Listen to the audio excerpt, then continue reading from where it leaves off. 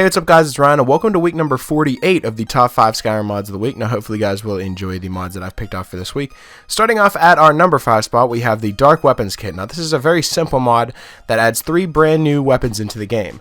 There's the Dwarven Master Sword, the Daedric Master Sword, and the Hyrulean Spear. Now these weapons can be crafted in just the forge itself, and you'll just need the steel smithing perk, and they aren't overpowered weapons at all. I wouldn't necessarily say they're overpowered. The only thing that isn't necessarily balanced is the value of these. Some of them are worth like 7,000, and then there's like a 90,000 one, I think. So other than that, the swords are really nice. You can either dual wield them or just use them by themselves, and I'm going to be showing you guys a little bit of what each weapon looks like. Starting off with the Daedric Master Sword. As you can see, it has a nice red glow to it, and that's what I really like about the sword itself. And it's a pretty powerful sword as well. Moving on to the Dwarven Master Sword. It has a really nice green tint to it, and you know, the red and the green tints from the Daedric and the Dwarven look really nice. I think that the glowing was a very good addition to it. And now we have the Hyrulean Spear. This thing is huge. I had to look at it in third person to actually see how big it was, and you can swing it around at your enemies. It's a really nice two-handed weapon, and it deals a lot of damage. But yeah, these 3 new weapons added to the game will make for more, playtime and playability. You can, test out these weapons and look even more badass dual wielding them like I did in this. I think the dual wielding aspect was really cool, and they do a lot of damage as well, dual wielded. So that is definitely why it comes in at our number 5 spot. It's a really cool weapon mod, and I would strongly recommend downloading it. Coming in at our number 4 spot, we have the map Officer Jenkins, Cops in Skyrim. So basically what this mod does is it adds a, Officer Jenkins to the Bee and Barb and Riften. And if you go, you can actually make him a follower, and he'll be able to follow you around and help you on your quest. The mod description reads, "Finally, Officer Jenkins of Cops Skyrim can join you on your quest. This is an official follower mod featuring all new dialogue from Jenkins himself." Now, the reason why I like this mod so much is it's more of like a follower who has his brand new dialogue. It's all new, and he can talk to you in any way. And a lot of the things that I think are funny are the things that he says whenever you want him to carry stuff. I'll just play some for you. I think they're pretty funny. "Sure, I like being a slave. Yeah, maybe later I can wipe your ass. And your legs are broken? Yeah, why should you sweat?" So as you can see, he's a very unique and funny follower as well, and he's very good in battle. He was obviously trained in the police academy for Skyrim, so he's definitely good in battle, and that is why he comes in at our number 4 spot, so I'd recommend giving him a try. Coming in at our number 3 spot, we have Hobbiton.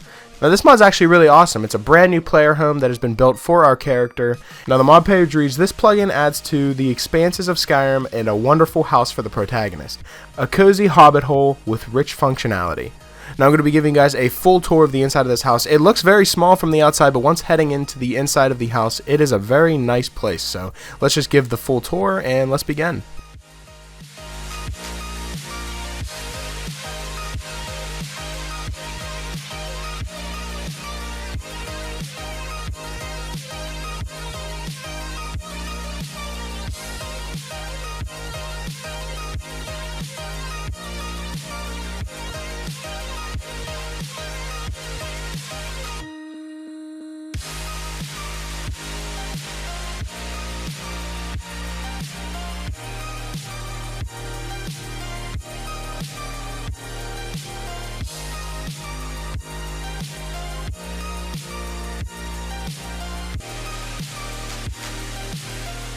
Night is cold, but your heart's colder.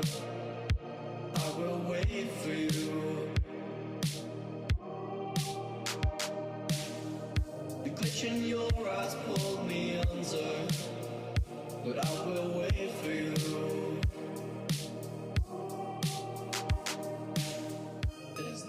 So as you can see, the place is way bigger on the inside than it does look on the outside, and I think that's really cool, and it's a really awesome addition, and this house pretty much has everything that you're going to need in a player home, and it's all crunched together in a small area, and it looks beautiful, and that is definitely why it comes in at our number 3 spot, so I'd strongly recommend downloading it. Coming in at our number 2 spot, we have another player home called Windpath. Now this place is really cool. Now the mod description reads, "Windpath is a small and luxurious house near Iverstead. The map marker is visible when you install the mod, but you will have to find it in-game in order to fast travel to it. WindPath features many thoughtful details and in-game customization options. Consult the Book of WindPath in the first floor study area to tailor your WindPath experience, and pay close attention to the house's many details and even find even more options. Some of the features include taking a soothing bath, you could drink a cold one, cook a delicious meal and then eat it at a beautifully set table, and you can listen to lute music without being intruded on by a pesky bard. And of course you have crafting, enchanting, alchemy, cooking, smithing, and much, much more. Now I'm going to be giving you guys the full tour of this house as well, so let's begin.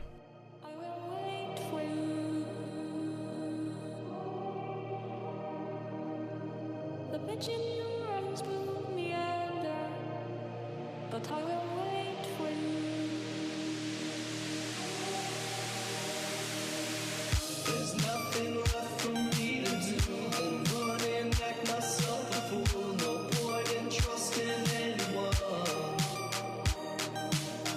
Your eyes are diamonds. Now, as you can see, this house is also very unique. It was very hard to choose in between the Hobbiton house and the WindPath house, so I just decided to include them both into the game because they're both brand new and they're really nice houses, and I think they're both, worth adding to a playthrough. At the same time, you could just go back and forth to each one, or you could just choose one each playthrough. It doesn't really matter. They're both great houses, and this is why it comes in at our number 2 spot, so I would strongly recommend downloading this mod. Coming in at our number 1 spot, we have Anna's Interior Editor. Now, I've never ever seen a mod that goes in depth as far as this one does. Now, basically, the mod description reads, have you ever wanted to decorate your house freely? Well, if you go to the location that I went to in Whiterun, then you can go in and there's a whole bunch of new furniture items and stuff that you'll be able to use in these crates over here. Now, you can pick them up and you can go to your house, or you can practice them inside this interior. And basically what you do is you equip the scroll and you place the dummy item in any place that you'd like to activate it. The height and the direction are different depending on each item. The scroll will disappear after activation and the item will spawn in its place. Items placed by scrolls do not move, but you can either take or destroy them. The exterior can be destroyed about 3,000 damage and others can be destroyed with 25 damage. So if you don't want something in a location, you can just hit it and it'll go away. Now, as you can see, I am playing around in the test house with this mod, and it shows so much compatibility, and it shows way more possibilities for being able to, actually create your own house. Say, like, you build your own Hearthfire house, or you just, edit a house that you've had before, such as the Breeze Home, or, the one in Riften and stuff like that. You can have those houses, and you can create, your own custom decorations for your house. And I think that is a really cool aspect. I always wanted that, in Fallout 4 with the settlement building. I always thought that was such a great addition, and I wish they did something in Skyrim for that as well. And hopefully in the next Elder Scrolls they'll do something like that, hopefully. But until then, we have Anna's Interior Editor where we can create and design our own houses even farther in depth, and that is definitely why it comes in at our number 1 spot. So I would really recommend downloading this mod if you're really into, customizing your house and really focusing on, your player home and stuff like that, because this mod is definitely the mod for you. So that's pretty much it for this week's episode of the Top 5 Skyrim Mods of the Week. Hopefully you guys did enjoy, and if you did, I would appreciate it if you left a like and subscribe if you're new. It helps me out a lot. And if you have any suggestions for mods you'd like me to cover in future Top 5s, be sure to let me know in the comment section below, or you can follow me on Twitter. I'll leave my Twitter in the description, and you guys can follow me on there and leave me suggestions through there as well. And yeah, that's pretty much it. Hopefully you guys did enjoy, and I'll talk to you guys later.